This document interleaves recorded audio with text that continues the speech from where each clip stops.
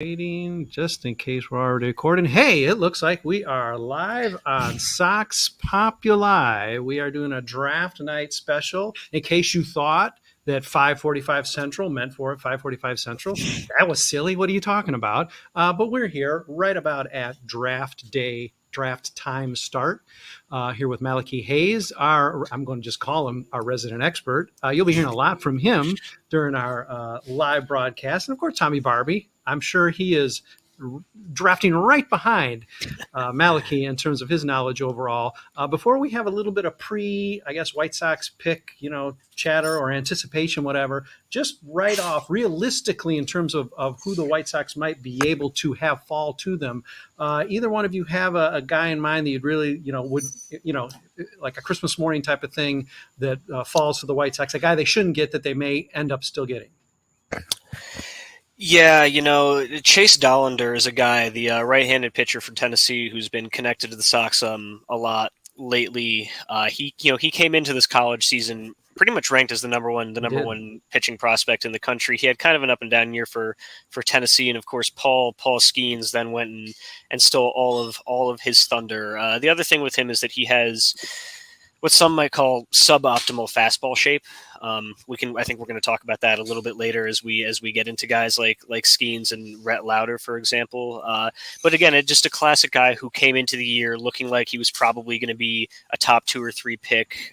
If he winds up there at 15, he's a college arm. The White Sox love college arms. Assuming they're still in some kind of, they consider themselves to be in some kind of contention window, that's a guy that would probably slot really nicely into a system that just doesn't have any arms right now that are over 20 years old and above AA.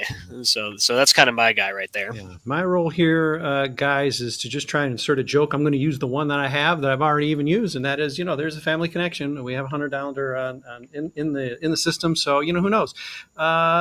It'd be cool to have. I guess it'd be cool to have a couple Dollanders. Tommy, is there a guy that's not named Dollander that you're sort of thinking would be a really great get for the White Sox at 1? I'm not picky at all. As Malachi said, he has 0 pitching. So, as long as there is an arm available with good upside, I will be happy. Dollander would be huge, but I'm not going to hold my breath for a particular name. I'm really, really hoping that the White Sox actually look at ceiling instead of drafting their typical high floor type of guy.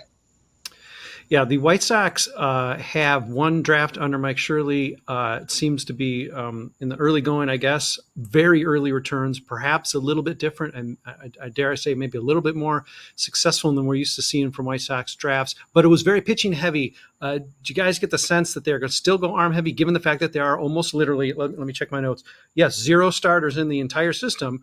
Do you think we're going to just have another arm heavy, or do you think now they're going to counteract and go bat heavy? I think they'll focus on arms, but I think it'll end up going down to best available too. I think especially for the first round, I would expect them to get whatever the best arm is that's available to them. Looking into some of the later rounds going into tomorrow and Tuesday, I think they'll mix in some hopefully more athletic guys that might even be high school bats. That would be a nice change of pace. But I think that they won't be as focused on pitching as they were last year. That to me just felt like a little too extreme to their norm. Yeah, and especially given the nature, I would like that to happen. Given the nature of this year's draft, which most of the experts are saying is probably the deepest we've seen in a decade, and the deepest we're going to see for a while. We know the Sox are always financially conscious when it comes to making their picks. They don't make overslot picks early in the draft.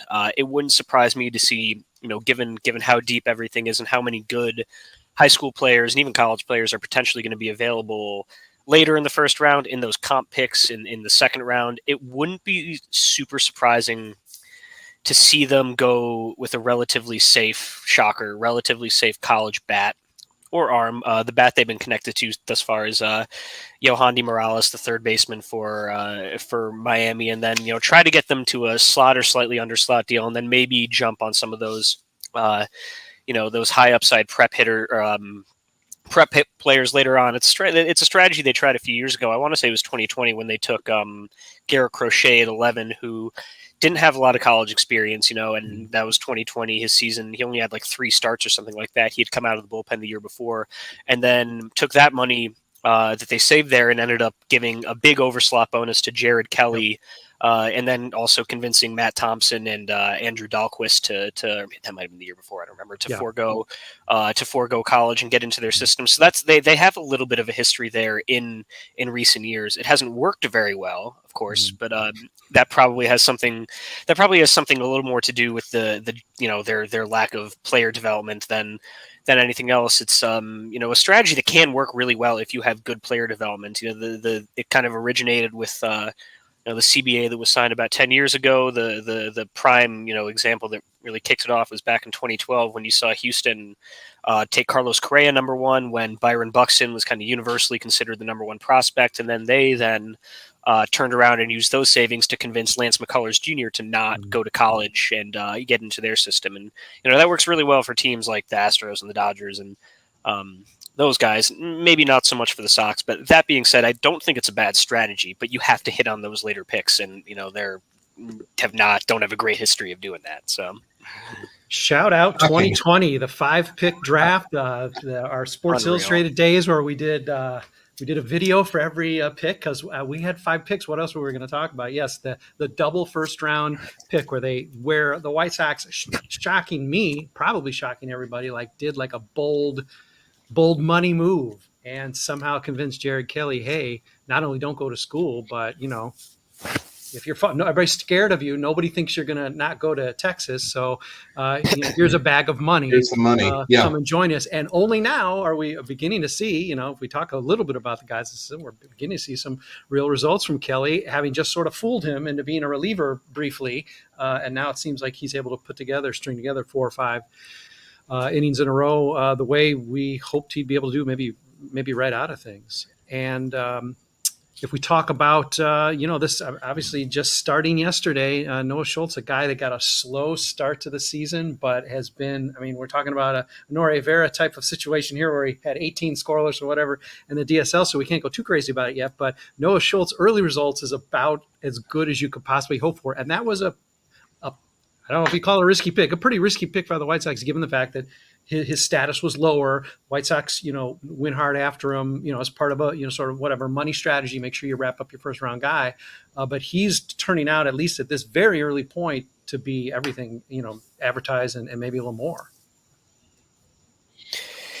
Yeah, it's been about 13 innings, but the results are really promising so far. And that's also a situation where he's from the western suburbs. That's the kind of thing where the Sox might have had a little bit of a drop on him in a way that other teams didn't. And that does seem but again, is that a coincidence? Is that just because he's in the area? I don't know. So it's, they're not as predictable as they were in recent years, or as they were kind of in the height of the Kenny Williams draft era, when you would see, what was it back to back? Royce Ring and Lance Broadway, Aaron Pareda, just a different college pitcher every single year. They're a little more unpredictable, but this is the kind of draft where, with the talent levels that's available, it's hard to not go best player available. So we'll see who that is, and looks like we're just about getting going with the actual picks going on. Yeah, this is the big LSU debate, right? Of where Skeens or his teammate, are going to go 1 or 2. Is there any feeling about how it's going to be, pitcher versus hitter? Yeah, well, the latest buzz right now with Pittsburgh is that neither of them are going to be going number 1 there because of slot concerns. The MLB draft is interesting that way, where I believe both Skeens and Dylan Cruz are represented by a certain agent who has a certain reputation for driving a hard bargain. The reports are also that Dylan Cruz is asking for at least $10 million, which is, would be a record bonus, $2 million above slot. And if the Pirates don't want to give him that, it kind of hamstrings the rest of their draft too. So a lot of the buzz right now is that they're going to be looking at someone like Max Clark, a high school outfielder from Indiana, who they could probably get it significantly under slot. And then again, do the Astros thing where you take a guy, that 30th or 40th pick. Alternatively, there is Wyatt Langford, who is generally ranked a little bit below Cruz, but not far below Cruz. There's little enough difference that in any other year when it's not a crazy deep draft class, he's probably in the conversation for number one overall. So that's where a lot of the buzz is going, and I guess we're about to see Rob Manfred is talking. Sounds like there's some booze going on, but so he's definitely talking. He's talking. Yeah, the Pirates are on the clock. We'll see what happens. Yeah. Now, if it comes down, guys, to whether it's 2-3 or 1-2, again, do you think teams are going to skew more this sort of generational pitcher, or you still go with the bat, which tends to provide safer, greater value? I think there's a lot of questions right now over how that kind of 6, 7, 8, 9, 10 area is going to go. Because that's really when you start to see some of the, beyond the issues with the number one pick, but that's really when you start to see the slot differences come into effect, because sometimes you get guys dropping who, for the purpose of, their demands are too high for some of the teams to be comfortable. And at that point, you have kind of a decision to make. Do you take this guy who we think has a high floor, is probably pretty safe? There's a reason he's ranked, he's going to go, maybe 8, 10, 12 instead of 1-2 overall, or do we take that chance? Or you end up with a situation on the other hand where, I think it was 2013 or so when Mark Appel was the consensus number one prospect for about 2 years running, falls down to number 8 for basically these exact same reasons where, Houston drafting first overall wasn't going to give him that money. And Pittsburgh says, okay, this wasn't our guy. We didn't think he was going to be there. We're going to take him, ends up not signing, you get a compensation pick next year if you don't sign your first rounder. If you're number 8 and you don't sign your guy, you get number 9 overall the next year. But next year's draft class is a whole lot weaker than this one. It's not worth nearly as much. So there's some interesting factors at play there, and I think there's a lot of mystery as to how things develop after those first 6 or 7 picks or so, where you have a couple high school guys, Max Clark and Walker Jenkins, who are kind of considered a tier above some of the other high school bats available. And after that, there's a lot of talented players, and some of the mocks that are going around, you can see guys getting drafted as high as 10 or as low as 30. Right. And it's kind of there's an interesting cascade effect that happens there. So, and I think there's such a mix too of high school and college guys that even in terms of figuring out what makes sense in terms of slot, because you have to talk about the financials of it with this draft more than any other draft, so that makes a huge difference when you start getting to those middle picks, where it really is going to depend on what other teams have already kind of figured out in terms of what they're willing to give up and who's willing to sign for that amount, and everything else will kind of fall into place based on that. Yeah, personally, I mean, given that it is based on need, I guess to whatever degree, Tommy, is your vibe along with sort of the consensus where a hitter and a solid good bat is just a safer play, especially for these teams picking high. They need help. We know that because we've been up there lately. Or I mean, do you have to jump on a generational arm? I mean, I think this year it isn't as much of a difference as there is in other years. Like, there's some really talented pitchers and hitters in this draft class where I think you can make a legitimate case either way. It really comes down to where the need is for that particular team and kind of what that risk looks like in terms of long-term potential and long-term growth. Because usually you would say, like, okay, the college pick is a safe pick, but we're talking about like some generational talent at the top of this draft class that we haven't seen in quite a while. So I think there is a level of less risk and more in terms of looking at the development timeline and what that looks like, because you're talking about more complete players going into this draft than we've had in the past. All right. Pittsburgh got 30 seconds, and Malky's already pointed out that it's a real toss-up with these guys. They do have the 42nd pick, and and with the Sox in particular, it's interesting because they do, we're in this window, quote unquote. Rick Hahn's seat is as hot as it's ever been, and they do have a history of drafting for speed to the majors. They do. It's hard not. It's hard not to believe. it's hard not to believe that the idea that Garrett Crochet could come right out of the bullpen at the end of 2020 was, the reason they took him there. You could argue that, Nick Madrigal might have probably been one of the better players available in that slot, but he was close to major league ready. Of course, Andrew Vaughn needed all of, 40 games in the minors before getting there, but he could finally play left field. Yeah, right. Exactly. Exactly. All right. So let's see who we got here.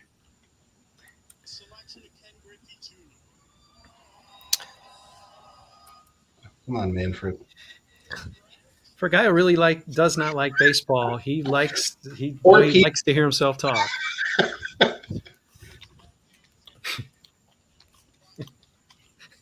Why are we talking about Ken Griffey Jr., man? I get it, but I think when he doesn't hear booze, he says, all right, I better just try to stretch this. It's a rare time that I'm not going to get drowned out by booze. Okay. Hello to the live stream. Thank you for joining us. Those of you who are joining us watching, I guess you're watching along with us and seeing who indeed is going to. Of course, Rob just wants to draft off some cheers, so of course he's going to get Ken Griffey Jr. out to announce the Pirates, which doesn't even make sense, but that's fine. Yeah, I'm not sure what the what the connection here is. Paul Skeens.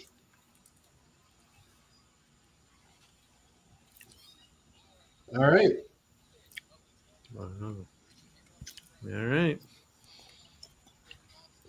All right. Skeens it is. So then it's is it a no-brainer now then that it is going to be teammates 1-2, or because does Washington have some of the same concerns as Pittsburgh? It would seem like at least a little less.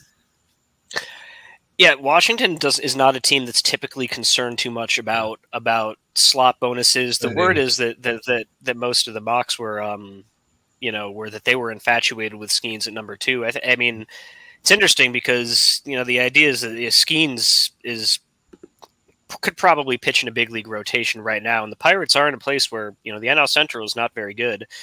There has been some buzz about that, but this is interesting because most of the late mocks did not have him here. So I think it's going to be fun if we see him in the majors later this year. But yeah, where things fall from here, I think Cruz is probably a no-brainer at number 2. Yeah.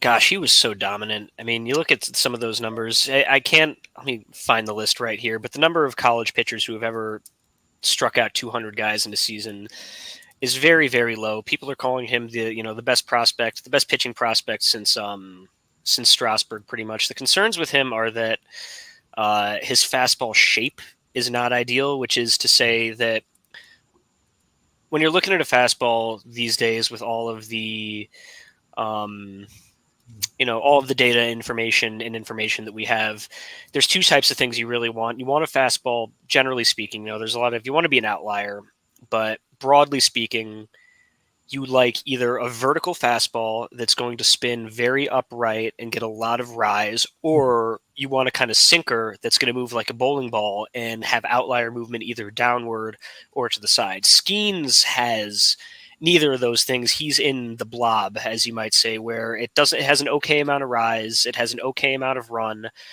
It still plays up really well because he, throws 102 miles an hour and has really nice command of it.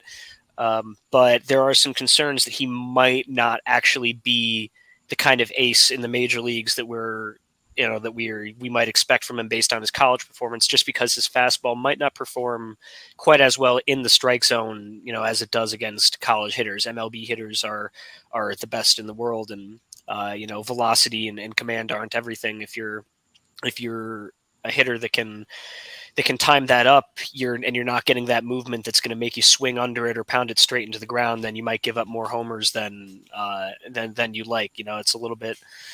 So we'll see. It's an interesting. He's the best guy available. I'm sure Pittsburgh won't regret it, but how much that translates to the big leagues is going to be interesting to see for sure. Not to punch right back to you, Maliki, but just a quick follow-up. Do smart teams, I know every pitcher's different. You've pitched, there's the story, of course, that we have with Carson Fulmer about how the White Sox tried to change everything and it ruined them and broke them and all that. I mean, is a smart team just going to take a guy this good and say, okay, obviously you're gonna offer something, but you're not out. You don't pick this guy at this level, or pick a guy top 10, or maybe even first round with the idea of immediately changing him, right? I mean, the White Sox were a little odd in what they did, zagging instead of zigging. Am I right there? Mm-hmm. Yeah, I mean that's an interesting conversation there. I mean, personally, I don't think Carson Fulmer was going to amount to much of anything.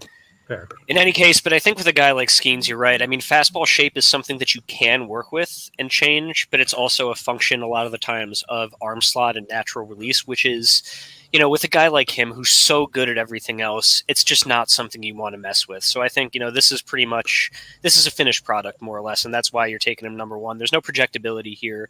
He said he could step into a big league rotation tomorrow and be probably a number 3, number 4 pitcher. So, I think that's the kind of thing, where if it does become a problem, maybe you look to make some adjustments. The Pirates are not a team, as far as I know, that's super well known for, molding pitchers like Clay and really having a type of arsenal that they like to work with. So I imagine this is someone they're just going to let ride.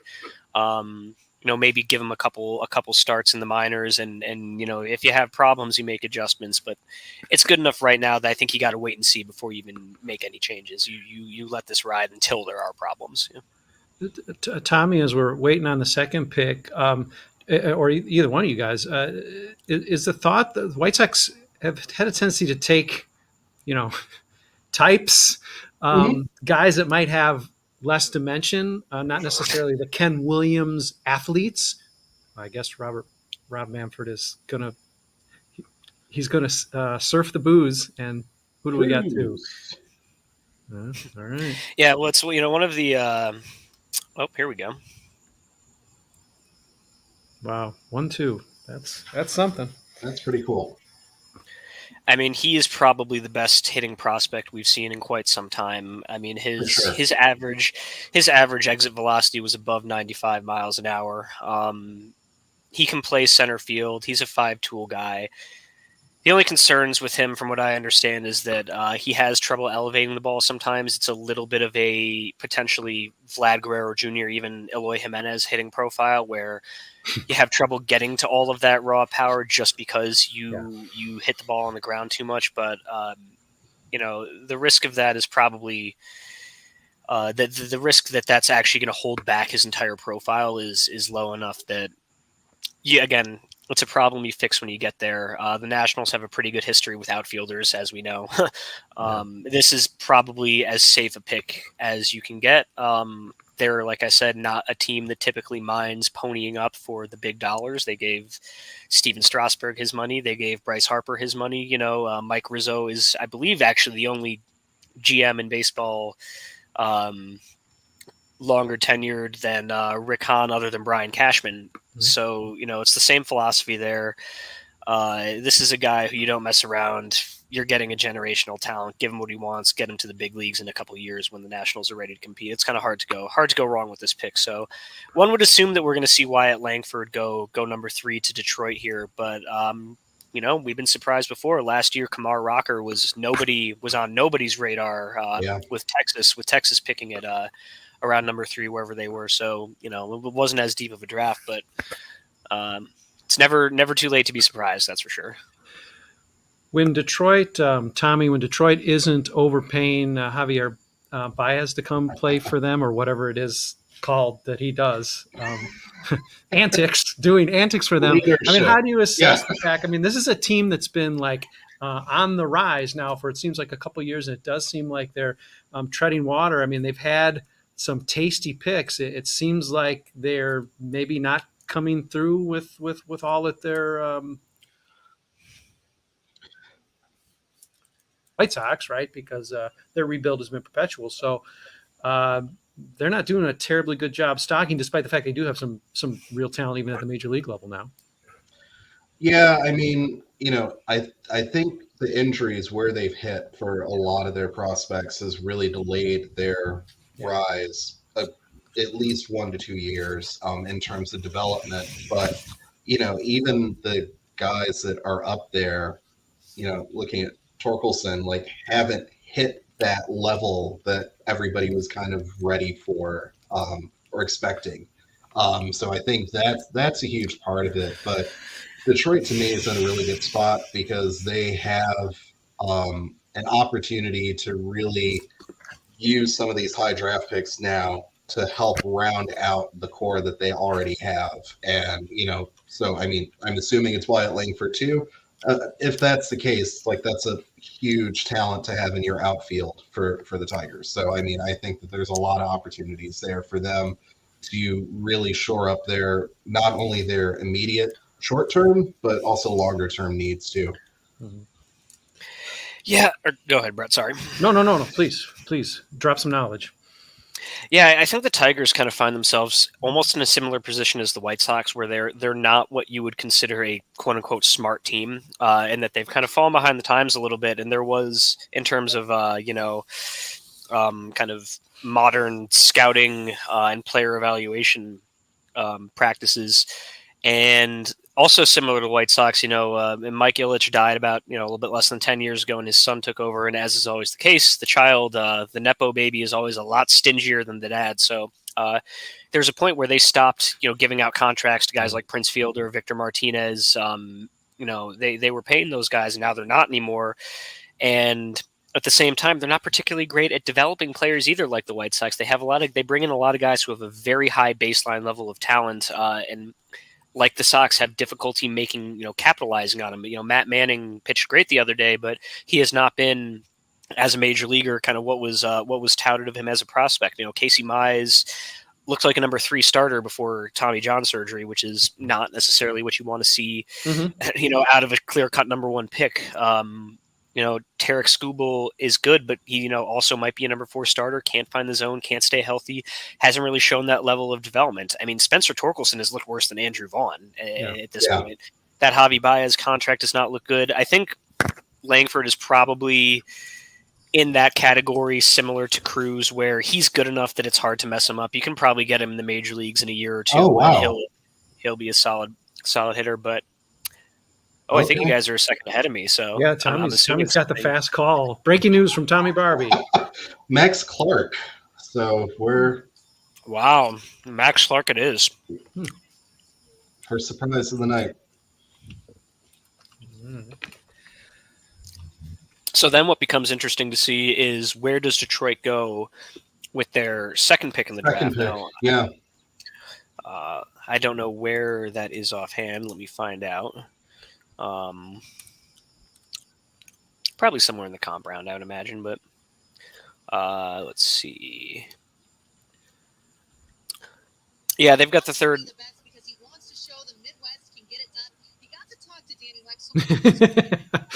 I just had an autoplay. He's taking a trip. He is taking a trip. I had some autoplay in my ear, and it did not go well. But yeah, that's so one would imagine now. Langford goes for the Texas Rangers are in win now mode. Clearly, they're a team that could use some outfield help. They have a loaded infield, but they've got Adolis Garcia in the outfield, but they're still starting Robbie Grossman pretty regularly. That's a dream scenario for the Rangers right there. So I would imagine. I said no brainer for Langford right there. It's even more of a no brainer for the Rangers. That's for sure. Yeah, and skipping back a minute or 5 minutes, you can drop the quote unquote smart teams because I can't speak for Detroit. We can speak for Chicago, not smart. But to shout out to Good Vibes, Jackie, thanks for joining us. And playing off of her question was something I was going to get to before. I think the very first pick interrupted me. And are the White Sox limited, especially when they deal with some of these higher picks, where teams are drafting right now? With what they can pick because of the restrictions they have in their development. Of course, Rick Hahn will jut his chest out and say, we develop players. Look how many guys we got at the major league level, et cetera, et cetera. But these are still all guys that are pretty much doing what, maybe the one or two things, it was sort of guaranteed they could do. There's not a lot of surprises and not usually broad development we see from the White Sox, maybe even on the pitching side as well. So that limits them to some degree, even at the upper echelon picks for what they can do for who they can pick, because you sort of got to get a guy that an Andrew Vaughn, a hitter, Nick Madrigal, a grinder. You're sort of limited to that when you know in the back of your mind, if you're not going to admit it public, you know in the back of your mind, you're not necessarily going to be able to get a broader product out of a guy who might be maybe a rawer talent. Yeah, I think there is some of that happens because even when the White Sox have drafted types, like, Kenny Williams wanting to draft athletes, or, even like 5-10 years ago when they would focus on high on base percentage guys that didn't necessarily have raw power, but they at least, profiled with, gap power and on base potential as being guys that could develop in the system. I think they've tried to do that, but they haven't done it well because it's still that same issue where it's like, even if you're taking a guy that has a high floor, if you don't complement those tools that they already bring to the table with something else to kind of make them stand out, they just kind of become a guy. And I think that's really where the White Sox have hit struggles, looking at a guy like Andrew Vaughn, where you haven't seen that next level of development beyond what we already knew he would be going in as a rookie, where it's like he has gap power, has unbelievable flashes with the bat, but he needs to do these things to start getting more elevation and more air under in his swing. Like, those are things that haven't happened yet. So if you want to fault the player for not adjusting, that's one thing, but the White Sox have shown a consistency I'm missing in that way. And that's what separates what I would consider the smart teams from the not so smart teams, because the smarter teams understand going in, here's exactly what we need to do to make this guy this level caliber player. And the other teams, I think, try to cover up those mistakes and draft by a certain type based on the profile of their scouting department. And I think it sometimes hinders that development for that reason. Yeah, a lot of it comes down to just, not to sound like too much of a nerd, but data. There's more data available. There's more data available on these players than there ever has been before, and it's some teams know how to use that and know how to identify traits, underlying traits in some players, the way they throw, the way they swing, whatever, that aren't necessarily leading to results in the moment for one reason or another. But they say, oh, okay, we see that this guy has a 2,700 RPM curveball. He needs to use it more in these scenarios. This guy has a really, really nice fastball that's spinning really high, has a really upright axis, but for some reason he's throwing sinkers 50% of the time. So, right. His college numbers suck. I mean, there's a reason that the teams like the Dodgers and the Yankees, who are constantly drafting in the back half of the first round, are able to pluck guys like Walker Buehler out of there, Corey Seager in the comp round, because they see these underlying traits that make for good hitters if they're used a certain way, like you said, Tommy. And they're good at getting them to then take those steps to actually take advantage of them. And whatever kind of coaching and data analysis and the connection between the two the White Sox have, it just doesn't work the same way. It just doesn't. We see Texas celebrating their Christmas present that just dropped under the tree to them, and Wyatt Langford indeed is the pick at 4. That's not even fair for them. I mean, that's just. Yeah. And it's interesting. You could not. Yeah, you could not come up with a more appropriate and timely pairing of player and team right now. I wouldn't be surprised if he's in the major leagues for them next year. Mm-hmm. The rest of the AL West should not be happy with the Detroit Tigers right now, and I don't think Detroit Tigers fans are going to be very happy with the Detroit Tigers right now. I don't think so either. No. This is the second time in 2 or 3 years they've done this. I think it was in 2021 when they went and took Jackson Jobe, high school pitcher, again, 3rd overall, when Marcelo Meyer and Jordan Lawler, shortstops who were kind of considered at the top of the class, were still available. So they have a history of this too. They like their guys, and they generally skew young. They like high school players, and they stick to that, which again is kind of partially why they're stuck in this place, because you need to have some level. I mean, you might have your type, but you can't recognize. Mm-hmm. I don't even know what to say, because I just don't see a world where Langford is going to help them less than Max Clark is in 4. For sure. in 3, 4, 5 years time. Right. It's rare to see this like lineup of teams we have here, where the Rangers just got a high pick, and yet they're on top. They've been on top of the American League, or at least briefly in and out on top of the American League. The Twins at number 5 is a little more believable because they are in first place or fighting for first place in a division that's, as we very well know, is very horrible. You can't even count that as that they're doing well. Although if the season ended, today, I guess they'd be in the playoffs. So it's interesting to see them at 4-5. Twins, presumably, given that they are a lesser team at the major league level, now are guys that who could also be drafting for today. I'm not really familiar enough with their system. I know it's been depleted with some maybe errant trades, so they probably could use really it's either hand, right? They could use help now and strike while things are hot in a terrible division, or they could be looking to replenish their system. Yeah, and the Twins have been, as far as I know, they don't necessarily have a type in the same way that some of these other organizations do. They've been connected to Walker Jenkins, high school outfielder, for quite some time. They've gone there before. Of course, they took Buxton, number 2 overall. They took Alex Kirilloff a few years ago, as well as Trevor Larnach, Brent Rooker all started in their system. So that's a pick that makes sense, even if they're not necessarily married to it. I don't think there's a player available right now once you get through that top 3 that's kind of in that, we're competing now, so we want a guy who's going to be up in a year or two. I think if they see the ceiling on Jenkins and say, okay, you know what, maybe it's not quite on this timeline, but he is probably the best hitter left available at this point at any level. So it depends on whether they think that's worth waiting on that timeline for him to develop and probably not be in the big leagues for 3 or 4 years, or maybe they do go with a safer hitter like a catcher. Kyle Teal is one guy who's been floated up there a little bit, probably pretty quick to the majors. There's some options here, but pretty much every mock that I've seen has them on Jenkins. So we'll see. I mean, we've already been surprised once, but we'll see what they do here. Yeah.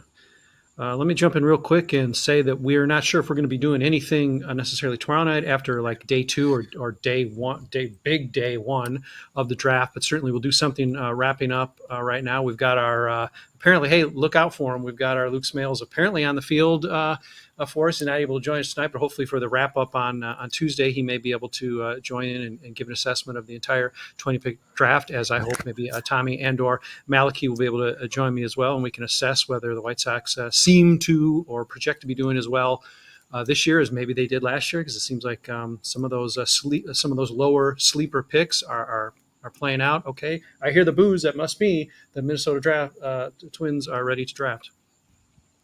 And Tommy will tell Another us. Surprise. Walker Jenkins.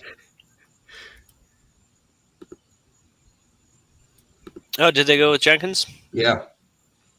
There you have it.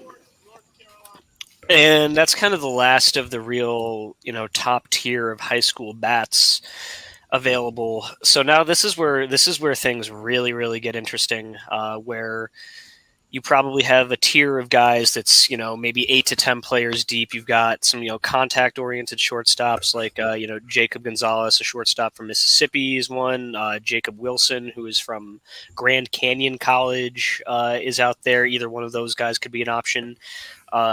You've got a couple catchers available. Like I said, Kyle Teal is probably going to go top 10 somewhere. You still have Wake Forest Rhett Lauder on the board, who had a fantastic College World Series. So this is where the wild cards really start. And that's a solid enough pick for Minnesota. It doesn't really impact their timeline over the next 2-3 years. Jury's out. That seemed to have been their guy from the get-go. So whatever they like in him, I guess we'll find out. But great news, guys. Minnesota gets no immediate help for this 2023 season. That's a big plus for the White Sox. All right. Thank you, Minnesota. Thank you, Detroit. We're just, what? We'll take the wins where we can. Yeah. 16 below 500. So, hey. Oh, goodness. And I saw Thomas in the comments asked a question about Vaughn's development because he skipped AA and AAA.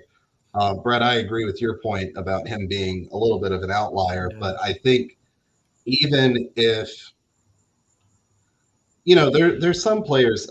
I think bringing guys through the system can be a little overrated. Like you don't have to do every single stop, especially when you're as complete of a hitter as Andrew Vaughn was at that point in time. Some of these other guys will fall into a similar profile. Um, you're really looking at specific things that you can address in that player's swing on those stops. And that was supposedly what the White Sox were doing. Whether or not that actually happened, whether or not that actually translated to him playing every day in the majors, who knows? But that was one of the reasons why having him play out of position in the outfield didn't make any sense. One of the reasons why just everything in the way that he's been handled since he's brought up hasn't made any sense. So I think it wasn't so much a fault of the development track. That is something the White Sox have struggled with before when they've picked more raw players, especially like Kenny Williams era guys like Keenan Walker. All those guys were just like pure raw athletes. You don't want those guys jumping from single A to double A, triple A. But for somebody like Vaughn, he should have just had one or two things that he needed to tweak along the way, and that should have been it. So it's totally and different. Leave it to the White Sox to take this To straight screw it up line to the anyway. majors to still mess it up and say, hey, why don't you? Hey, can you play left field? How about we work you out a little I bit know. second base or third base? And the White Sox still screwed it up. So I mean, take that for what you will. Yeah, I think the fact that he put up the offensive numbers that he did, being a roughly league average hitter, as a rookie, having skipped the minor leagues, playing a position that he had never played before in his life, kind of tells you that I don't think minor league development, there was a lot there for him. I think it's more of a failure of their major league coaching. And again, this is, the same thing with their not being a smart organization and not really knowing what they're doing with data plays into this too, because the problems with Andrew Vaughn, just like the same, problems with Eloy Jimenez, mashing the ball into the ground, Andrew Vaughn not getting to his pull side power and taking everything the other way. So these are all pretty easily identifiable problems, but they're just not being addressed at the major league level, and they're not being fixed. I mean, I will fully admit I was very much on board the Andrew Vaughn breakout train this year. I've defended him for quite some time, and it's hard to even put it on him because, it's clear what the problems are, but it's not his job to look at the data and look at his spray charts. I mean, some players go above and beyond to do that stuff, but I'm not going to blame him for not doing that. And, I think all of the development that if this isn't stuff that he's not learning at the major league level, I don't think it was stuff that the Sox were going to be teaching him at the minor league levels either. So that's a fun one. Yeah. But hey, you know what? As far as LSU draft picks go, let's hope these guys turn out better than Jared Mitchell. So if we want to talk about that era. Oh man, poor Jared got hurt. At least you can point to getting hurt, but and let's not overlook roster construction. Let's not let Rick Hahn off the hook. Roster construction is a role in Andrew Vaughn's struggles. Yeah, I think it's really hard to understate. I'll say it in a sec. Looks like we got a pick. Jacob Wilson. Tommy. Grand Canyon U. Mm-hmm. Now, there's another guy that was mocked to the A's in a couple different places. I think both MLB.com and Fangraphs had them popping Wilson at 6. He's a contact first, solid glove shortstop, probably going to be pretty quick to the majors. Likely not going to be anything special, but solid hitting shortstops are harder to find than you would think. And the Oakland A's are not a team that typically takes a lot of risks in the draft, particularly after the Kyler Murray decision completely blew up in their faces a few years ago. So I can't speak too much about Wilson, but this kind of fits with what the experts were mostly saying, I think. He'll likely be making his debut in Las Vegas. Yeah. I mean, I agree. I just this seems like a super safe pick to me. So that's just I know that's Oakland's MO, but even by their standards, it just seems very safe.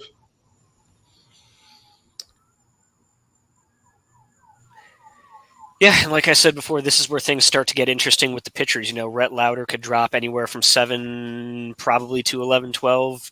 Maybe a team takes a chance on Chase Dollander, even though, again, he has suboptimal fastball shape, as they've said.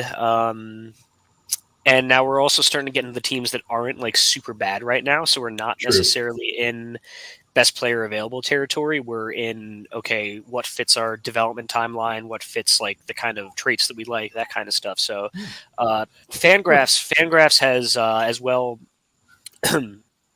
has Virginia catcher Kyle Teal mocked to Cincinnati here. They have drafted a lot of catchers in the past, dating back to Yasmani Grandal. He was a Cincinnati draft pick. Devin Mesoraco, however, Tyler Stevenson, one of their catchers right now, is probably one of the more underrated catchers in the game. They have a pretty extensive history there. So he's the expected pick here, you might say. But again, things could get pretty interesting. And, Teal is a guy that if he does, end up taking a spill towards 11, 12, 13, someone that you might even keep an eye on with the White Sox. We're talking about the win now, Cincinnati Reds, so come on. Hey, Luke Smales already shouted him out once. We haven't seen him on the field yet, so, whatever. Is he really on the field? Has thrown out Chase Davis out of Arizona. He does not seem to be – that seems to be a sleeper type of pick. Is that something we could see the White Sox doing going, forget even the specifics, but just going hitter here? We seem to be leaning pitcher, but do you think there's a chance the White Sox are going hitter first round?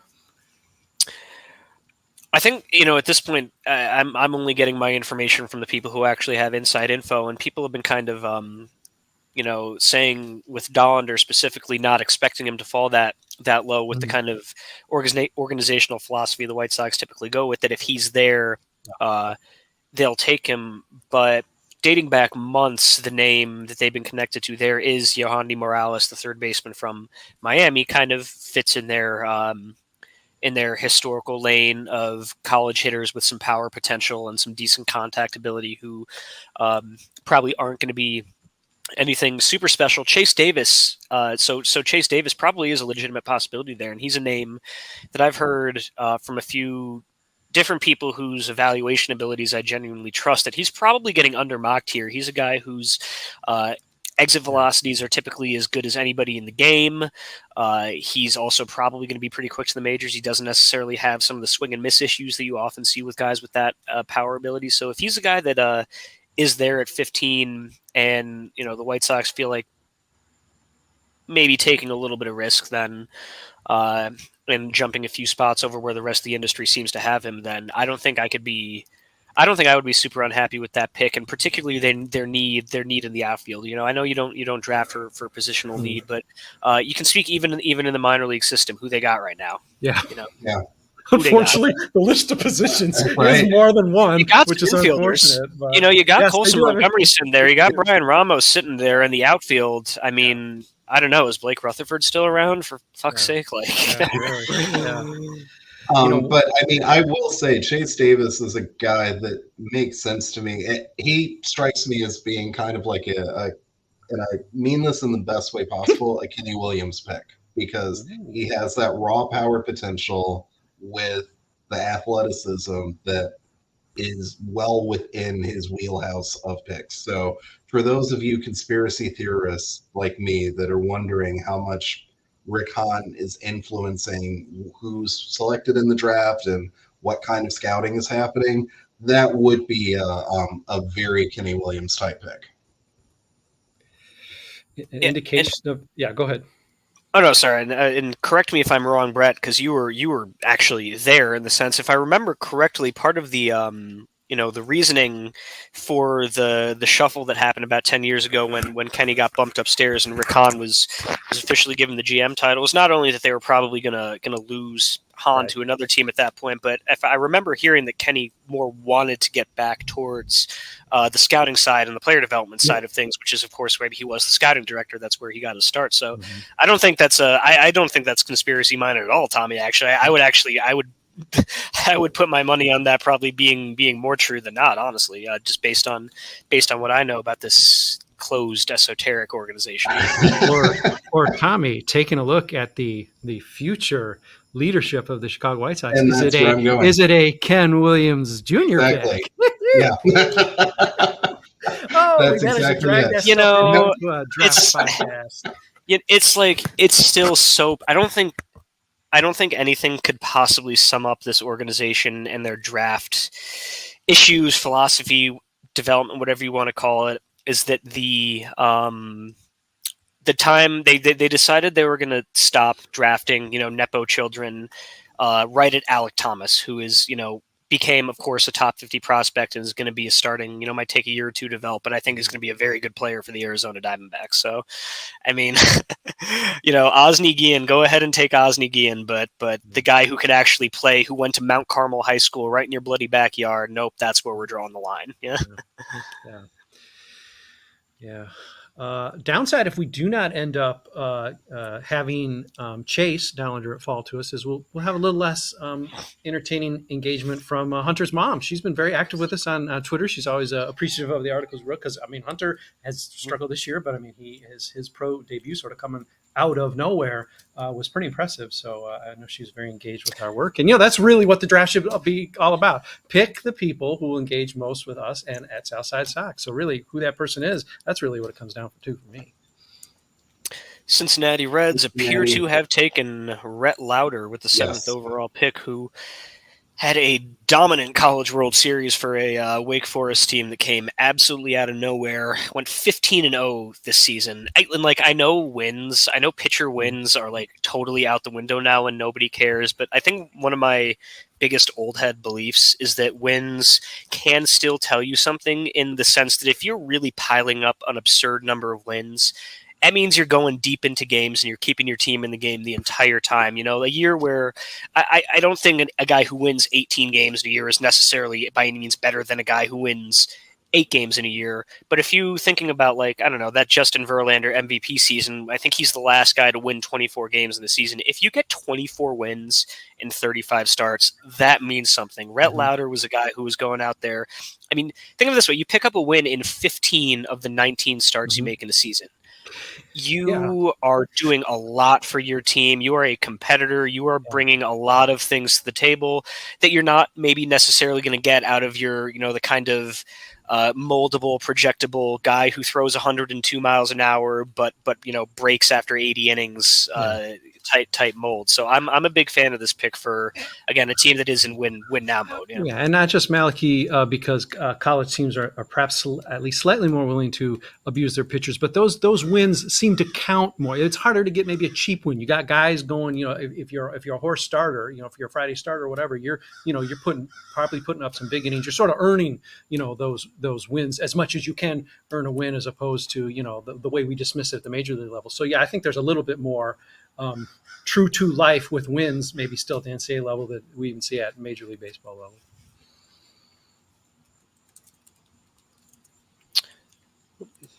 Tommy, you already know the 15th pick, so feel free to let us know just what's going on. Well, we're doing. We actually have players there at the draft, so they're doing the weird, awkward shake and hug with Manfred and the post-draft interviews. So we have some time now, but it's really awkward seeing Rob Manfred interact with other people. Maybe the White Sox will pick the guy who can do the backflip up on stage. Yeah. You took the words out of my mouth. I was going to say, is the backflip move now cursed? It has to be now. Courtney Hawkins was killing it in the Atlantic League a while ago when I checked a couple of years ago. Let's see. He's still, according to Baseball Reference, he is still an active player. Oh, you know what? He is in in Japan right now. That's what he's doing. Good for him. Still going. Hit 298 with 48 home runs in the Atlantic League last year. Oh man, what a guy that could have been. Was it Keenan or was it Courtney who was the Chicago Dogs home run? Was he the AA all-time home run single season champ as well? I know we covered that was Keenan. Yep. So they pan out just at the wrong level, just not for the wrong team. At least Keenan was a Chicago team. Okay. Royals picked Blake Mitchell. That's an interesting one. There's So that's then another guy where you kind of look to see where the Royals are sitting later in the draft, in the late first, early second round. He was mocked to Boston at number 14 by Fangraphs. He was a little bit further down, I think, on MLB's pick. I don't know a lot about him. Catchers are inherently super risky, especially. Is he a high school catcher? Yeah. And I mean, you might not find a riskier profile in baseball than a high school catcher. A guy could be, it could wind up being a. I mean, I'm actually struggling to think of a high school first round catcher who has turned into an immediate star recently. I mean, your Buster Posies, your Yasmani Grandals, those are college guys. I mean, maybe you got to go back to Joe Mauer. Joe Mauer was up there. Tyler Stevenson looking pretty good for the I just said the name, the Reds right now. It's just interesting because the Royals, again, like the White Sox, are bad at player development. I have to wonder if their history with catchers here makes them think they're seeing something that, okay, this is the heir to Salvi Perez right here. We got our guy. But otherwise, I'm not sure. I'm not 100% sure what I see in this one, but we'll see how he develops, I guess. Well, if trends hold true, he'll be picked up into the White Sox organization or traded for or acquired in 2031, maybe, because after all, we know where the hotbed of everything hot in Major League Baseball is, and it is Kauffman Stadium in Kansas City, outskirts of Kansas City. That's where we get all our brain trust, and even some of our players. So now we're getting into some of those middle picks of teams, teams that were bad last year that are better this year or still consider themselves to be in contention. The Colorado Rockies are on the clock. They might be the only organization in baseball that's dumber top to bottom than the White Sox. They're notorious for only drafting pitchers who have good sinkers. They don't like four-seamers. So a guy like, some of the better pitchers available, high schooler Noble Meyer, Hurston Waldrip out of Florida, Dollander, those don't seem like possibilities here. Eric Longenhagen at Fangraphs had them on Rhett Lauder at this point, so he's gone.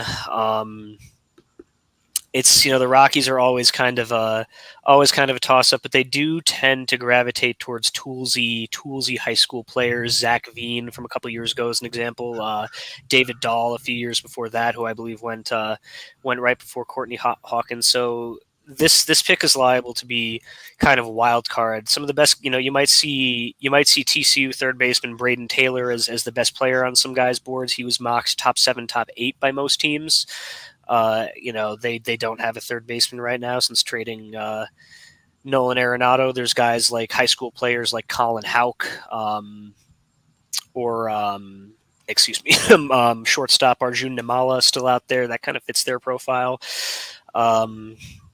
Kyle Teal is still out there. I've mentioned his name a few times. No sense of what they might do with this, but it could have some kind of cascade effect, because if you get a guy like Hurston Waldrip dropping to the Sox, even more so than Dollander, I think that's a name to watch. Enrique Bradfield Jr. has been kind of falling in mock drafts as the season went on. Very, very toolsy center fielder from Vanderbilt. That's a guy who, again, the Rockies could jump ahead for because he kind of fits that profile for them. He's also someone that's been connected to the White Sox. I wouldn't be super mad at that either. But I don't know. We got to wait and see on this one. Looks like they're sending their pick in. Boy, that Rockies draft room looks moribund. Well, wouldn't you be? Well, they heard what you said. Come on, they're a little bummed out. Jeez, we're worse than the Sox, man. I mean, it's true. Yeah, no, it's not a lie. It's not a lie. I mean, if we can be chippy about a team, wow, that team needs a look in the mirror.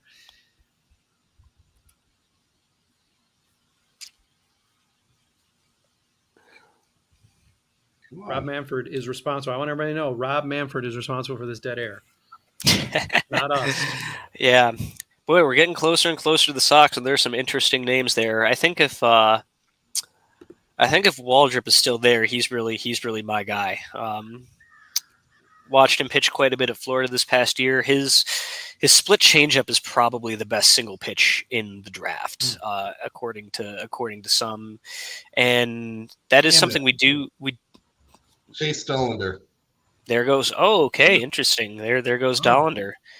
It's funny because in the Fangraphs mock draft that had a couple days ago that had Dollander going to the White Sox, the blurb was, I think it's most likely if he falls, it'll come to a stop with a team that seems to care less about fastball shape than others do. The White Sox fit that bill, so if the White Sox fit the bill, you know what? So do the Rockies. They don't. So do the Rockies. How they've been playing in Coors Field for 30 years and they still haven't figured out how to develop pitching for it. It's pretty impressive. Yeah. I mean, like I said, I think they make the White Sox look like fucking Mensa members. Yeah. I mean, I don't think there's very many organizations as willfully ignorant as the Colorado Rockies either. So we're starting to get to the exciting part where at some point it does seem like a real plum is going to drop to the White Sox. So this is sort of fun in stepping up to this, knowing that there was a likelihood that something maybe better than we thought was going to fall. But the idea that there might be a choice of maybe multiple trickle down players, that's yeah. So it's a high school arm, but I'm curious, Malachy, on your thoughts on Noble Meyer, because that's a name that I thought would be off the board by now, but he's still around too.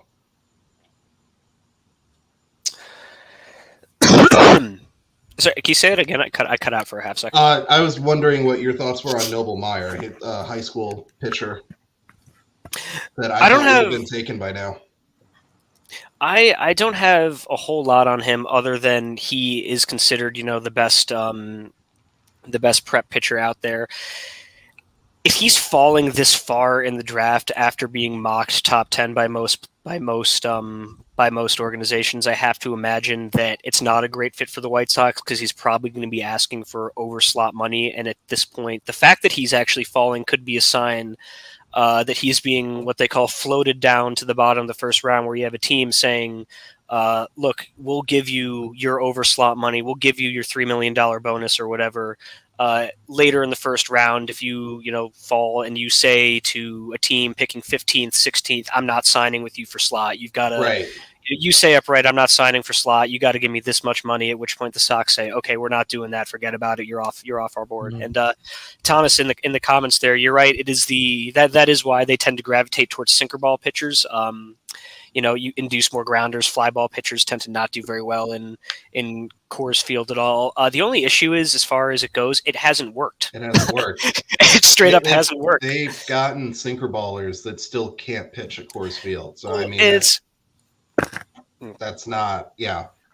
That's not the they get sinker ballers, and not only that, they get sinker ballers who still have good four seamers, for example, or who still have can work up in the zone and can elevate, and they don't let him do it. I mean, they've utterly ruined Herman Marquez, who really should have been a fastball up in the zone guy.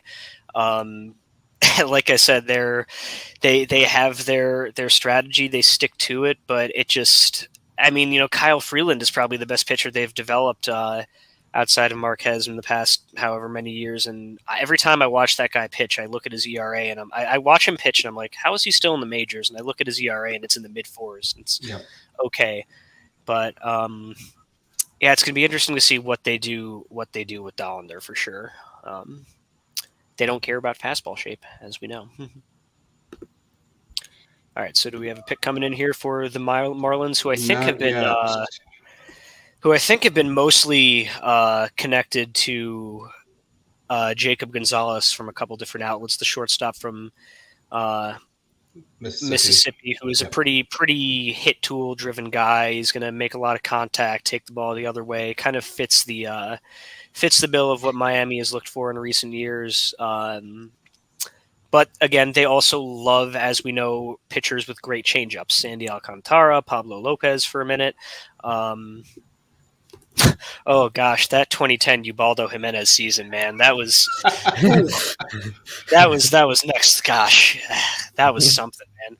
That was something. That was a lottery ticket, is what that was. Yeah. He was so nasty when that he man. was. Yeah. I don't know what happened to him, but and then of course, famously, however many years later, gave up the game-losing home run in the Zach Britton game for Baltimore.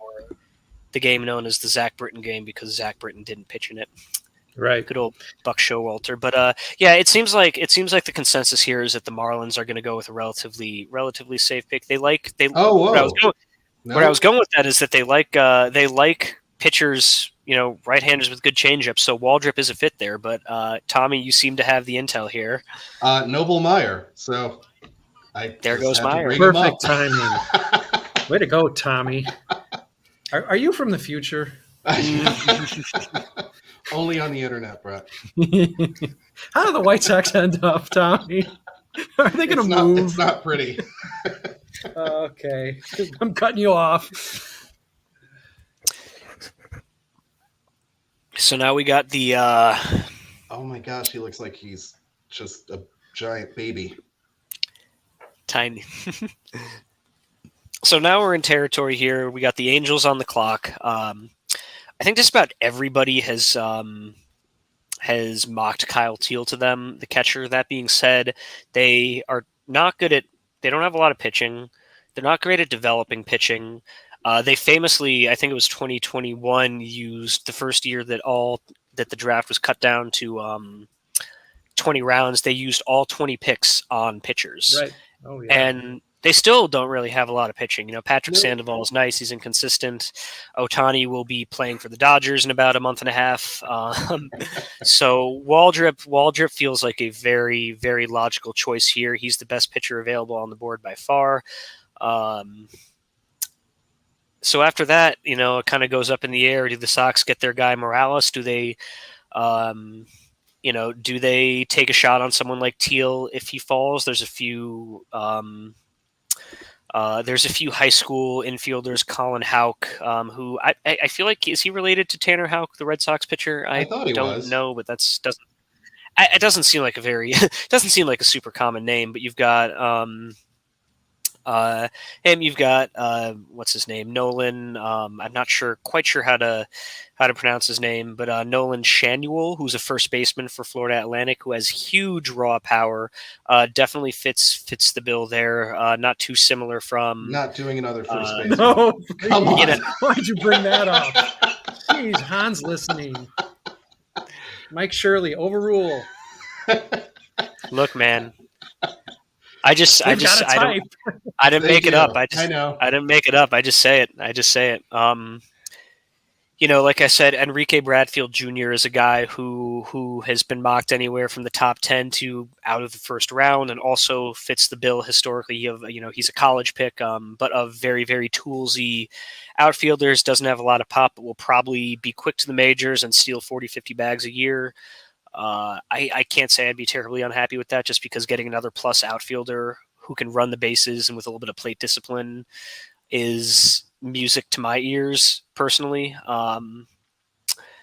So I don't know. We'll see who we got on the clock right now. Is it right? The Angels.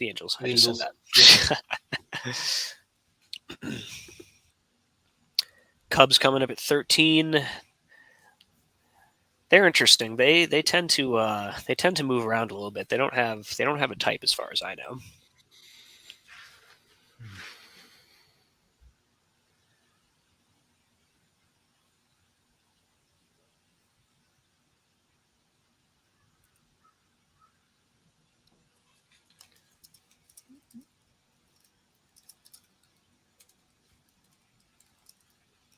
I understand that the White Sox can't, especially given the state of the system, can't just say, we don't have this or that. Obviously, they're not playing for this year. If they are, then they really need their heads examined. But, the system, as we pointed out, is sort of weak. There's always relief arms, but other than middle infield, there's not a whole lot there, certainly at any sort of upper level. But, when you just think about something like catching, it's almost like they've almost never even drafted a catcher, if you even want to call Zach Collins a catcher. At some point, they just say, you know what? I know you got to go off of what the field is telling you, but do you just say, man, we really need, we need a catcher. We're going to have to, what? And Teal has been described as a sure thing catcher, but gosh, bringing that up, it really is incredible that they thought they could actually have Zach Collins be a catcher when the entire world. I mean, Yeah. I have never in my life watching him in the majors in 2021. I don't think I've seen a worse defensive catcher in my life, and I watched a lot of Gary Sanchez between 2018 and 2021. I'll tell you, and that's a high bar to clear. And Yeah. oh gosh, here we we don't go. have to worry about the White Sox drafting a first baseman because Nolan Shanuel is off the board. Oh my God. Nolan Shanuel at 11. Okay. That is a That's- very interesting pick. Guess the Angels need to replace that Ohtani bat. Huh? I was going to say they're looking for that Ohtani replacement right there. I'm just really shocked that after the way things have gone with Andrew Vaughn and Spencer Torkelson, that we're even still considering using top 15 picks on first base only guys at this point. Yeah. Which I hate to say because I love a good first baseman that can mash, but boy, those guys really did just kind of sink the ship for everybody else. I mean, if you don't have positional flexibility in college, you're not going to have it in the big leagues either. So the Angels also not known for being one of the more intelligent teams out there. Yeah. I was going to say they're not really blazing any trails right now either. No, and the common thread with teams like the Angels, the White Sox, the Rockies, meddling ownership that really thinks they know what they're doing, but they don't. It starts from the top. And to be fair, once the White Sox got their grips on Andrew Vaughn, they did try to enforce that positional flexibility. They're just doing it differently. They're going backdoor with the draft, and I don't think it works that way. Malachi would know, but yeah, I don't think it works that way. I mean, there are no sure things, and the idea that you really need this, Shanuel just picked, to absolutely to make it as probably a masher and certainly a major league hitter. I mean, this is a draft. It's pressure. You got to come through. It's not like you sort of get a pass if you're drafting at 23. But I mean, these guys have to come through exactly where they're drafted. Yeah, and it's not like most of the first basemen in the major leagues were the top first baseman in their draft class. Most of the best first basemen in the major leagues came up as outfielders or third basemen, and then had to move. And just the offensive bar at first base is so high. I mean, I'm pulling up the all leaders right now for WRC plus at first baseman, and there are only 1, 2, 3, 4, 5, 6, 7, 8. There are only 8 qualified first basemen in the league with a WRC plus under 100. The 15th, Anthony Rizzo is the 15th ranked first baseman by WRC plus, and he's at 115, which would be like second on the White Sox right now. And you could say there's something to be said just by getting a solid starter in the first round of the draft, because half of the first round doesn't even make the major leagues in any given year. That's the nature of that's the nature of the MLB draft and the nature of baseball. But man, you're really just putting so much on that guy. I mean, you're looking at Pete Alonso is the 10th ranked by WRC plus first baseman in the league right now. That's Pete Alonso. You're really saying you've got to hit a really high bar to justify this pick, especially when you know for a fact there's probably going to be at least 3, 4, 5, 6 guys drafted in the subsequent 10, 20 picks who are going to end up being all-stars, Yeah. So that is the bar the White Sox work with. Just get them to the majors. It really doesn't matter what they do in the majors. Just get them, because then you can say, hey, we've got 8 first-rounders in the major league, which ain't nothing, but, you need the breakout guys, not just the Gavin Sheetses who, hit a. Oh, wait. Hey, by the way, you shout out Zach. Don't listen to Malachi. You can catch the ball maybe in a summer league game. Come on. Zach Collins, catch it. That was such a bad experience from the beginning to end. Just following the trails, like the trade trails of the Sox drafts from like 2015, 2016 on. Collins turned into Reese McGuire, who turned into Jake Diekman, who is now, of course, dicing it up for the Tampa Bay Rays. Yep. Nothing. I really love the Nick Madrigal to Craig Kimbrell to AJ Pollock to nothing pipeline. Gosh, hey, the more we're getting into the 12th pick right now, we got 3 to go. I'm starting to sell myself more and more on Waldrop here if he gets there. Do you think he'll that get split change up? Well, who do we got picking right now? We got the Diamondbacks, we got the Cubs, and we got the Red Sox. And none of those 3 teams have been mocked by pretty much any of the major outlets, whether it's MLB, excuse me, MLB, Fangraphs, ESPN, those guys. The only one that has them taking any of those three taking a picture is Jim Callis, who has them taking Waldrop at 12. But they have been tied to Colin Houck. So this one's kind of up in the air. I would imagine if Waldrop doesn't go here, there's a good chance he falls to the White Sox. So that's that's what I'm keeping my eye on here. I'm about to put a picture up of the way that Waldrop throws his split changeup, and it's truly incredible. It's the kind of thing where I'm not even sure. It's one of those things where the White Sox can just say, like, just let it ride. We don't need to do anything with you. Where is it? That's the guy we want. Diamondbacks just picked Tommy Troy, who I'm partial to just because we share the name, but I mean, that's a little bit of a reach right there, but he's from Stanford, if I'm remembering correctly. He's a little guy too. Mm-hmm. Another contact-based guy. That's kind of another type that they go for. Smaller guys that they can get a little bit more power out of than. Corbin Carroll wasn't supposed to have any power at all. They like toolsy hitters that they can maximize. So I don't know much about him, but that should be. The Diamondbacks are a surprising team this year, so maybe we got to start taking them a little bit more seriously. Dave Stewart's not around anymore, so we can take them a little more seriously. Dave Stewart, We're looking at Hurst and Waldrop's split changeup group right now. It basically comes up. It's a forkball. It comes up with really minimal spin. He can throw it where he needs to throw it. I can't speak with confidence to his strike throwing ability. I think it's not necessarily great, which is partially why he's falling. He's got a little. Excuse me. He's going to move quickly. Some reports had him saying, he could pitch at a big league bullpen very, very soon. We know the White Sox love that. So I don't know. There's some tells here. There's some tells. Cubs wild card. The Red Sox are often a kind of best talent available type team. They jumped on Marcelo Meyer when he fell to number 7 a couple years ago, back around 2015. When Jay Groom was in the vicinity for the conversation for a top 2 or 3 pick and ended up falling due to character concerns. They wound up jumping on him. Excuse me. So that's one that could go anywhere, but.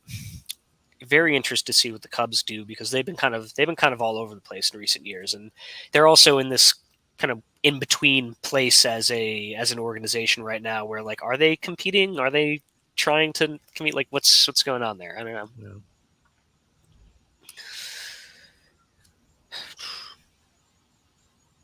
Gosh, the agony. Yeah, thanks Cubs for picking before the White Sox so that we have to actually devote time on our podcasts to the Cubs. But we do. Please stay out of our way. At least be kind if we got to look at that logo. I mean, the Cubs to me make sense for Kyle Teal, but we'll see. That's not a bad call there. I mean, they're starting Yan Gomes right now. I don't think they have a ton of catchers in the system. They are pretty good at developing catchers historically. Wilson Contreras, obviously, Victor Caratini and Miguel Amaya, both solid big leaguers. So that is something that would fit the bill there for sure. Tommy Barbie hot on the Cubs this year, so he should know, and he's from the future. So tell us how the Ricketts meet their demise, Tommy, please. I was wrong. Matthew Shaw. Matt Shaw, the third baseman from or the second baseman from Maryland. Yeah. Where is he? Where are my notes on him? So does nobody know anything? There seem to be a lot of funny in the top 13. So. Mm-hmm. I mean, he's considered a little bit of a safety pick, which. Not going to say it tracks with the Cubs, but not a huge Matt risk. Shaw looks like an umpire. I don't know what's going on with that. He's got an MLB logo hat. What's happening, Matt? What? He's wearing he's not wearing a Maryland hat. He's wearing a MLB logo hat. Is It's the Terrapins a naughty logo? What's going on? I guess so. I mean, that kind of reminds me when the back in 2019, after the Astros lost the World Series to the Nationals, and they had Garrett Cole. The second that game ended, Garrett Cole had that Astros hat off and had that MLB hat on. He's a free agent, baby. So, Shaw, another most of the mocks kind of had him as a safe pick. He's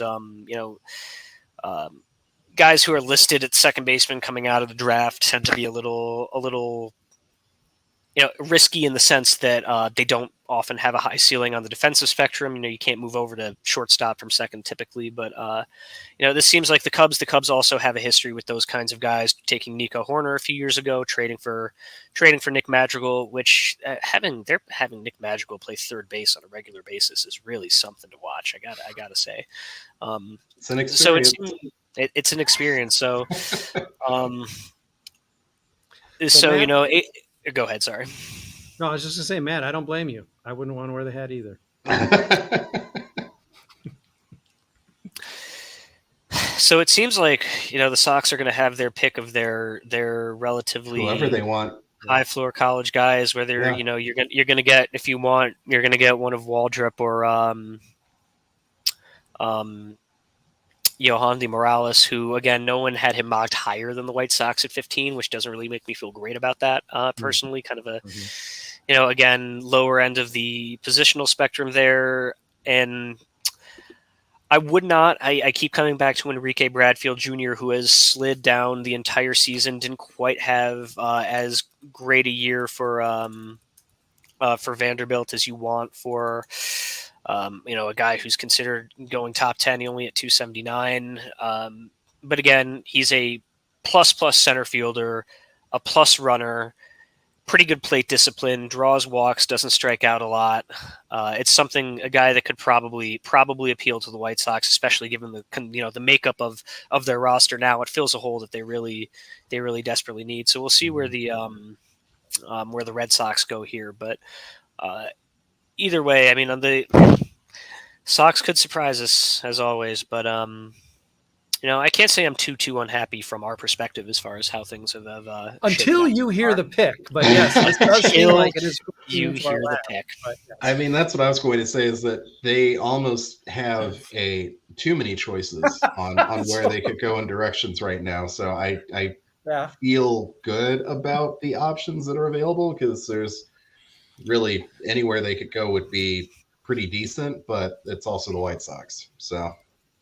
So is Ken Williams the guaranteed guy who's yelling the loudest right now in the draft room, or is there someone else having to talk over Han or somebody?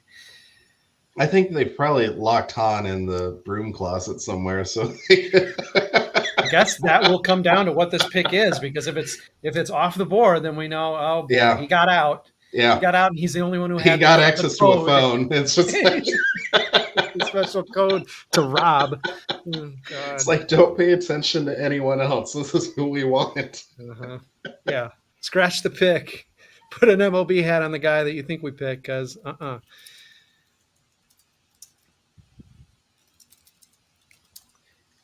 Sorry, guys, I'm telling someone to fuck out of my mentions. Oh, fair enough.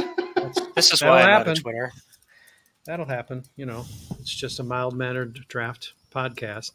And I mean, is it still the case with the standings? I don't know if Minnesota has actually climbed better than the fifth place, which I think might still be the Red Sox fifth place team. But the idea that you can just cascade the standings from first place team in the East to last place team in the Central, and they just fall in order, it's 2023 MLB. American League. White Sox still have a chance. How far back are we now? I mean, we're 16 below 500, or below, 8 back or something. Yeah. But there's still a chance. There's always a chance. All right, the Red Sox pick is in. Let's see who they go with. Tommy Barbie from the future.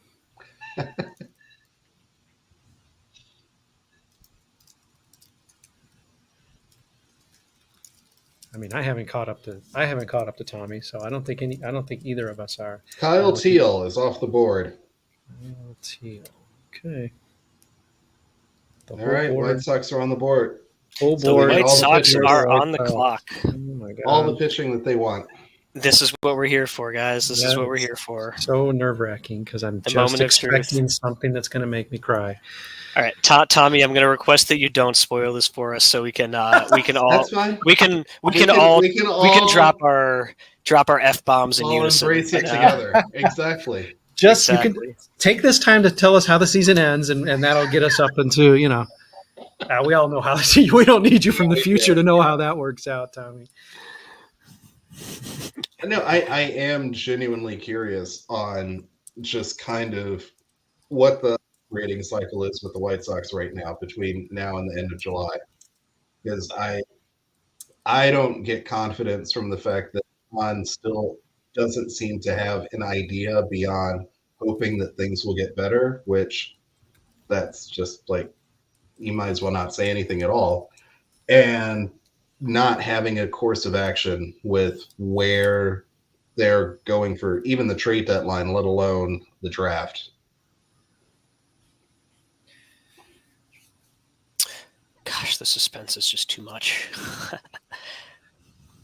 I'm just gonna write my poker face for the next 5 minutes. Yeah. Oh, goodness gracious. Yeah. Gosh, it would be so nice to have a Paul I'm just going to Stevens, look in wouldn't your eyes, Tommy, and Right. see if see when See the if the tiny name will tear reflect. trickles down the cheek. And it's, of course, it's the fact that the Sox are probably going to end up picking, top 5 next year. And, with the way this lottery, they'll have a solid chance of getting in the 1 and 2 slot. And of course, it's one of the weakest draft classes in years. Yeah. Gosh, I love our team. I think that's okay, because then that hopefully guarantees the obviousness of that first pick. Well, and That's all I want. Mhm. That's fair. And I have to wonder,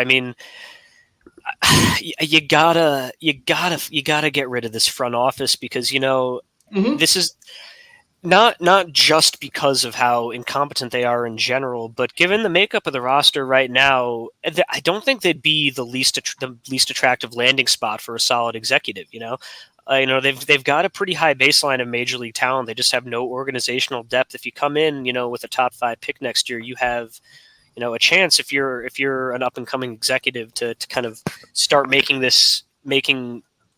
things in your own image from the get go. So that's fair.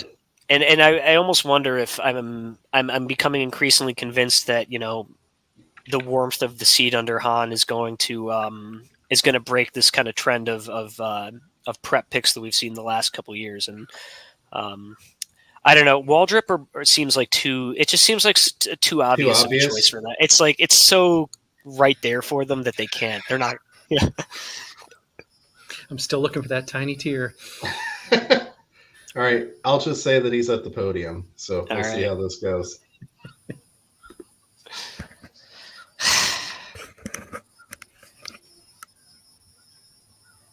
We'll just see Tommy stand up and walk away. I'm not looking at you, Tommy. I'm watching Rob. I'm just smiling.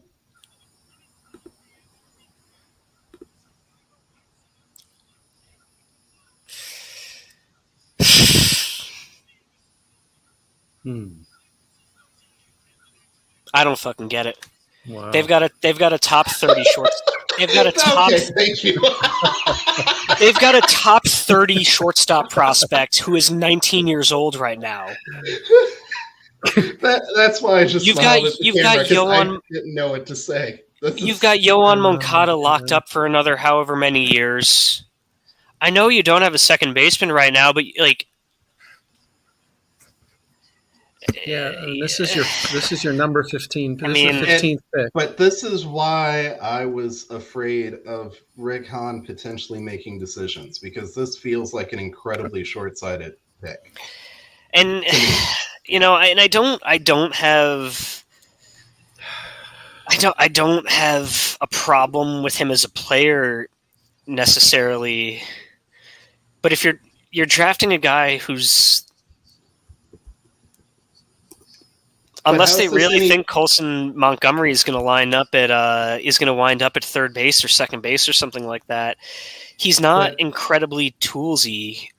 It's an even if, okay pick, yeah, but I mean, I don't even know, if you think man. that that's the case, This, I this, just I think this is another draft pick where you are taking the safest route possible for the surefire future utility guy to be on the White Sox roster in the next year or two. yeah. Like that's all this reads to me. Yeah, And this is that's not a. just it's another pick where it's like instead of signing a guy in free agency that can actually just do the job, you're drafting to try to cover your bases for a potential utility guy that you don't have to spend $7 million on next year.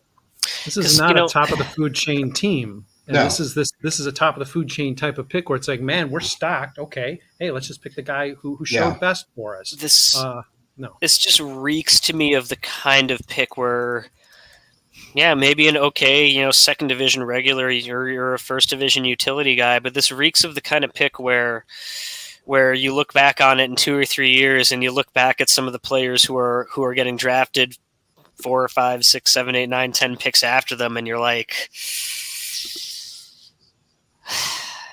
he performed really well in the SEC. We know they like guys who play well in college, but we're dismissing the Tim Elko factor. So all he's got to do is grow the mustache. true. I just don't know why. I don't know why you necessarily draft a guy like that here, unless you think you might be able to get a little bit more power out of him. And the Sox are not a team that gets more power. The Sox are a team that, like, apparently just 2 weeks ago figured out that trying to hit the ball in the air is a good thing.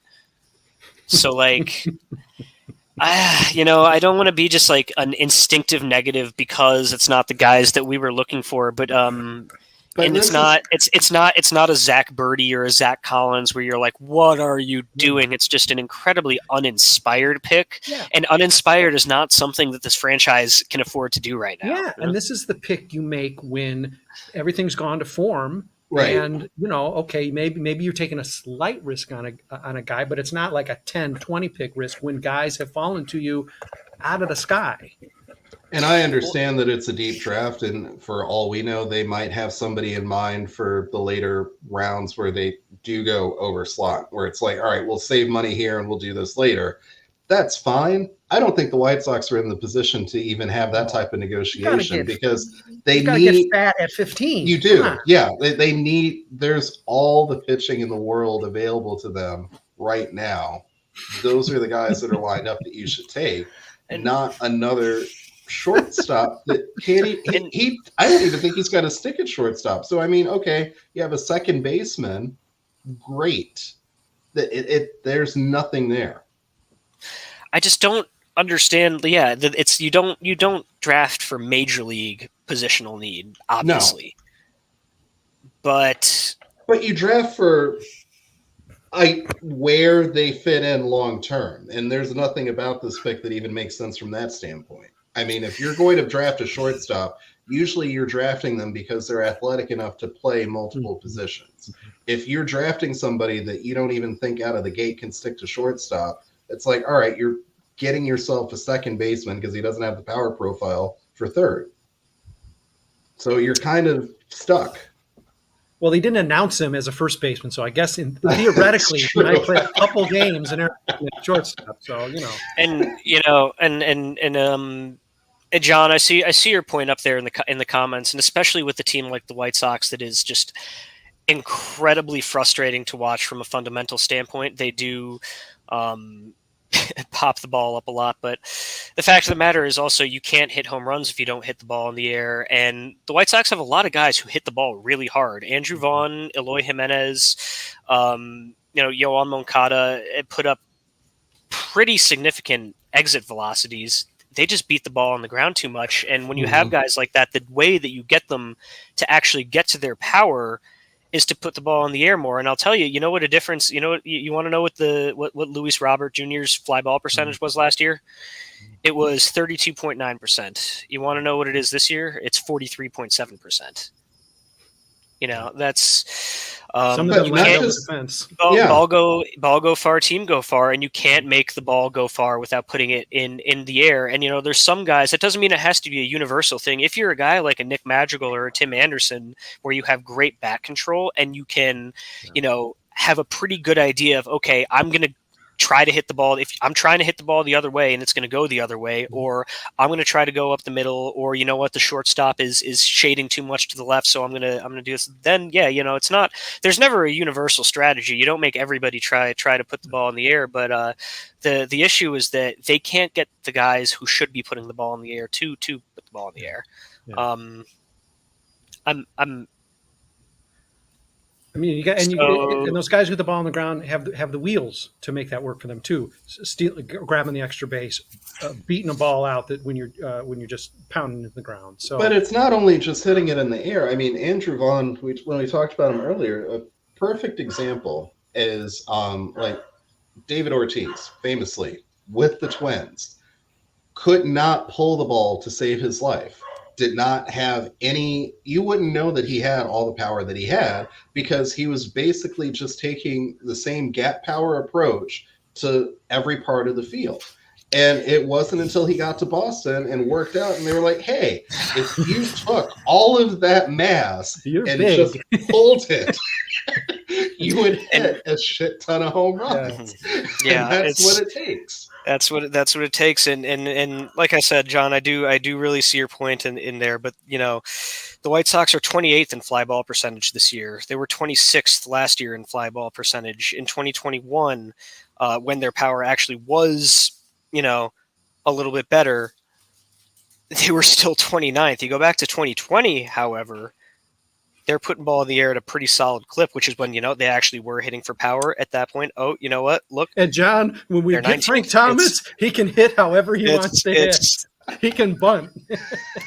We don't have Frank Thomas on this team. Yeah, Frank Thomas hit the ball harder than just about anybody in Major League Dick Allen history. could That's, eat the chili dog walking up that's, to the plate. You don't tell him how um, he hits it high in the air or on the ground. We're not at that point. When we are, mhm. yeah, we'll But put it's- some finer points on it.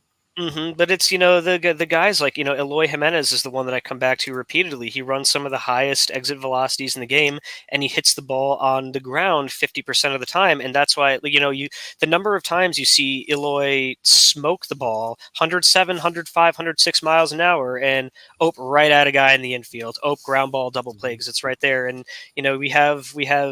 Of course, someone like Stoney on the broadcast saying, "Oh, you know what? That's a hang with him." But why didn't they hire Kevin Long, man? He was right there.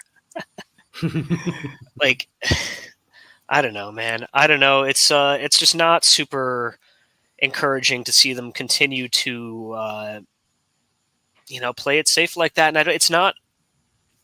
It's even more baffling when you think about the fact that two of the Colson Montgomery and it seems like Noah Schultz potentially are shaping up to be two of their better high draft picks in recent memory, and those were risky picks. Those were guys like, ugh, I don't know if they can develop. I don't know if the Sox have the PD, and they don't have the player development. But the only way, the Sox don't pay for superstars. They don't trade for superstars. They don't sign them to big contracts. If you want, to really develop everything internally, like they seem to want to, the sustainable pipeline of talent, you have to take big swings. And they just seem to continue. They just seem to continuously err on the side of caution in situations where they can't. What would it have been? Would it have been riskier for to put Garrett Crochet in a minor league rotation and run the risk of him not doing anything and not even being a major leaguer at that point? Yes, as opposed to being a big league ready reliever yet.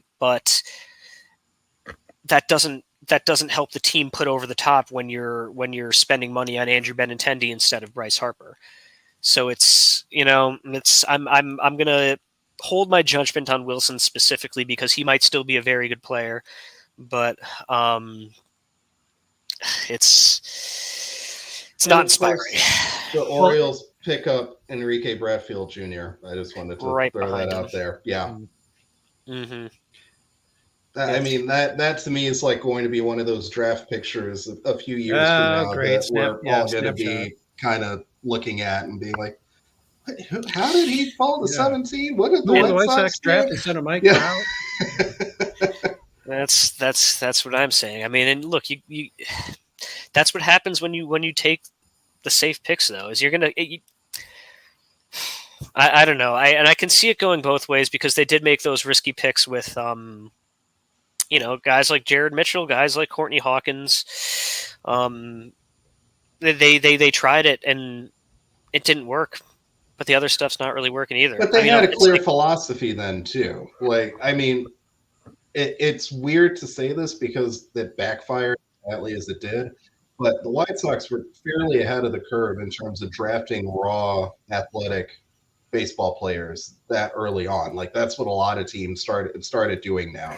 The difference is that they're much better at the player development side and would never put the prospects through the paces the same way that the White Sox try to in changing their swing and changing their approach so drastically to try to make them into something different. I mean, that's why, even when Tim Anderson came up, they had like four other fringe shortstops at the same time that all were kind of in that same raw toolsy category.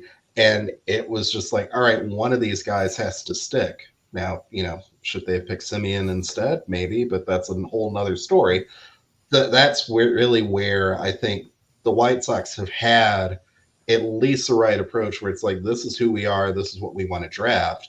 When you pick guys like this, it feels, like you said, uninspired. It just doesn't make any sense because it doesn't lead to anything contextually that makes sense. You're 2 years from having taken a gamble with Colson Montgomery, something they don't do with this middle infielder type, a high school bat, and they claim, I mean, I always say this afterwards, that they would have, if Colson wasn't there, that Kath would have been their first round pick. So right. They definitely zagged there.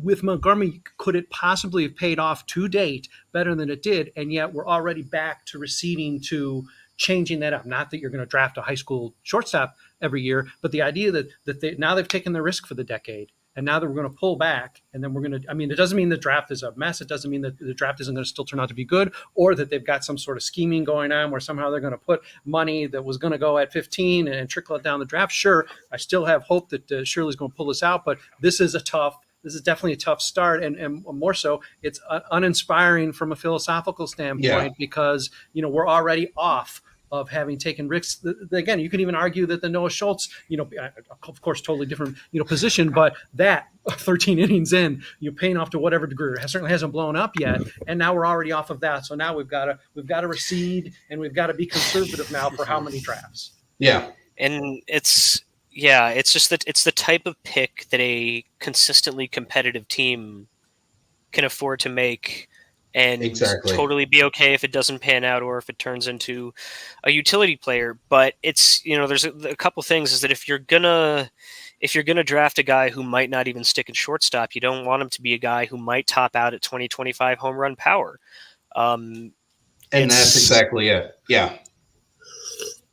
And the White Sox are an organization, again, developmentally, that's going to help a guy really get to that power. The good contact ability, good control of the strike zone, can play the infield. You're talking about a high probability major leaguer, but this team has a lot of high probability major leaguers. Has drafted a lot of high probability major leaguers in recent years that aren't good major leaguers. Yeah. There's a big difference. For those of you who felt that the White Sox needed more shortstops, the one position of strength in the organization, you're very happy right now. The rest of us wonder how you fill in some of the other gaps, because after all, there's only 19 more picks, and I'm not sure exactly how many plums you're going to pull from the undrafted free agent pool. So initially, this certainly doesn't seem to be a super inspiring pick. We'll see later on tonight, and on Southside Sox, we'll have a profile, of course, both of our first round and second round picks, and full draft coverage in real time is going to be coming up. We're going to roll out the picks as they come. Got a team of writers hitting it, including our very own Tommy Barbie's decided to volunteer for the gauntlet. Good for you, Tommy. You'll talk differently with me next year. But we will probably pass as of right now. Depending on what the response is to this, we'll probably pass on tomorrow's podcast, but definitely on Tuesday night, we'll have some sort of draft wrap-up thing that we'll probably, again, do live, and we'll be able to assess the entire draft. 1 to 20, and hopefully we are a little happier about it than we are at the moment. It does seem like universally 3 votes, and those 3 votes seem to be thumbs down. I did not see the tiny tear from Tommy. Tommy faked us out because he was smiling, big smile, and he just sucker punched us out. It was so ridiculous. I couldn't. You had to smile. Yeah, you smile, so there's not to cry. Okay, yeah, that's the 2023 White Sox in a nutshell. So, who we getting with that Lucas Giolito comp pick next year? Yeah, exactly. Yeah, what are we going to do with that? You know what? You know what I'm going to say? I'm going to just take a wild guess, Maliki. Shortstop. That's what I'm going to say. Hopefully, one that stays at shortstop. I don't know. Yeah. Well, I just think shortstop.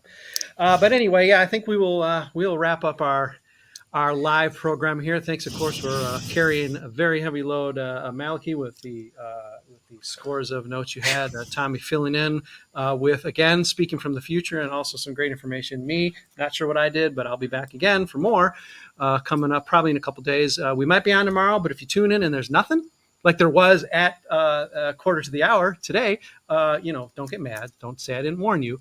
But definitely Tuesday night we'll have something somewhat same time, same bat channel, all that stuff. And maybe we'll have a bigger group to discuss. And, Tommy will psych us out again. I believe Tommy will be our correspondent from the 2024 draft. So he'll be giving us the draft picks from 2024 while the rest of us are disgruntled about 2023. But until then, we'll see you, I guess, in a couple days. Stick on Southside Sox for coverage of every pick of the draft. And, we'll be yakking at you in a couple days and having all 20 picks roll out to you over these next few days. Thank you for joining us. Thank you, Maliki, for hanging in with us. Tommy as well, representing Milwaukee. What a wonderful city, the beautiful city. I'm Brett Ballantini. I have some function here as well. We are going to end our broadcast day for now. We'll catch you probably in a couple days. Thanks, everybody.